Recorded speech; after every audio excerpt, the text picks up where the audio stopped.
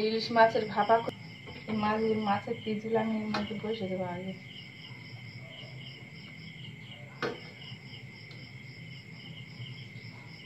প্রথমে আমি এই যে লবণ, হলুদ, জিরের গুঁড়ো আর কাশ্মীরি লঙ্কা গুঁড়ো আমি এর মধ্যে দিয়ে দেবো। এই যে আদা বাটা আর এই সর্ষে বাটা দিয়ে দিলাম একটু, আর সর্ষের তেল একটু দিয়ে দেবো, বাটা দিয়ে দিলাম। আর এর মধ্যে সামান্য একটুখানি টেস্টান বসিয়ে দেবো, আমি বসিয়ে দিলাম। আমি ঢাকা দিই।